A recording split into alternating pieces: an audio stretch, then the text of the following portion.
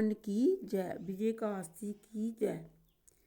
फागुन मास के कृष्ण पक्ष की एकादशी को शास्त्रोक्त नाम है विजया एकादशी। भगवान श्री राम ने लंका पर चढ़ाई करते समय रावण पर विजय प्राप्त की कामना से इस एकादशी का व्रत किया था। सभी प्रकार के दुख दूर करके सभी कार्यों में विजय और सफलता प्रदायक इस विजया एकादशी का भगवान विष्णु का पूजन किया जाता है।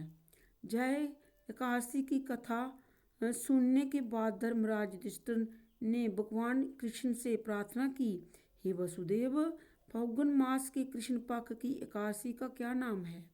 इसका व्रत करने से किन फलों की प्राप्ति होती है तथा इसका विधिवत विधान क्या है? कृपया मुझे विस्तार पूर्वक बतलाइए। जोगेश्वर भगवान श्री कृष्ण ने कहा, हे राजेंद्र, फाल्गुन मास के कृष्ण पक्ष की एकादशी इस सर्व सिद्धि प्रदायक एकादशी का नाम विजया है। इस व्रत को करने वाले मनुष्य को सभी कार्यों में विजय मिलती है। इस विजया एकादशी के महत्व के सुनने व पढ़ने मात्र से समस्त पाप नष्ट हो जाते हैं। एक प्राचीन कथा सुनाते हुए भगवान श्री कृष्ण ने आगे कहा, एक समय देव ऋषि नारद ने ब्रह्मा जी से ही यही प्रश्न किया था। तब ब्रह्मा जी ने नारद जी से कहा, हे नारद, ध्यान पूर्वक सुनो। इस विजया एकादशी का व्रत नए पुराने और गत जन्मों के पाप को हरण करके प्रत्येक क्षेत्र में व्रत धारक को विजय दिलाता है। रामायण के प्रसंग का वर्णन करते हुए ब्रह्मा जी ने आगे कहा, त्रेता युग में मर्यादा पुरुषोत्तम श्री रामचंद्र जी को जब 14 वर्ष का वनवास हो गया, तब वे श्री लक्ष्मण तथा सीता सहित पंचवटी में निवास करने लगे। वहाँ से दुष्ट रावण ने जब सीता जी का हरण कर लिया, तब राम जी तथा लक्ष्मण जी अत्यंत व्याकुल हुए और सीता जी की खोज में चल दिए। घूमते घूमते जब वे मरणासन जटायु के पास पहुँचे तो जटायु उन्हें सीता जी का वृतांत सुनाया और स्वर्गलोक को चला गया। कुछ आगे जाकर उनकी सुग्रीव से मित्रता हुई और सीता जी का पता लगाया और उनसे श्री रामचंद्र जी एवं सुग्रीव की मित्रता का वर्णन किया।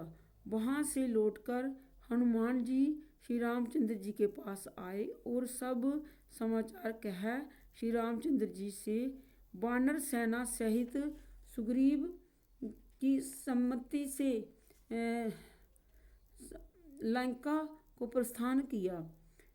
जब रामचंद्र जी समुद्र के किनारे पहुँचे, तब उन्होंने मगरमच्छ आदि से युक्त अथाह समुद्र को देखकर लक्ष्मण जी से कहा, इस समुद्र को हम किस प्रकार पार कर सकेंगे? लक्ष्मण जी कहने लगे, हे पुरुषोत्तम, आप सब कुछ जानते हैं। जहाँ से आधा योजन दूर कुमारी द्वीप में बकदलभ्या नाम के मुनि रहते हैं।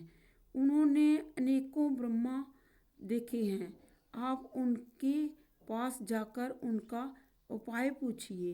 लक्ष्मण जी के इस प्रकार वचन सुनकर श्री रामचंद्र जी बकदलभ्या ऋषि के पास गए और उनको प्रणाम करके बैठ गए। मुनि ने उनसे पूछा, हे राम, आपका आना कैसे हुआ? श्री रामचंद्र जी कहने लगे, हे ऋषिवर, मैं अपनी सेना सहित जहाँ आया हूँ और राक्षसों को जीतने के लिए लंका जा रहा हूँ। आप कृपा करके समुद्र पार करने का कोई उपाय बतलाइए। मैं इसी कारण आपके पास आया हूँ। महर्षि बकदलभ्या बोले, हे दशरथ पुत्र राम, फाल्गुन मास की कृष्ण पक्ष की एकादशी का व्रत करने से निश्चय ही आपकी विजय होगी, साथ ही आप समुद्र भी अवश्य पार कर लोगे।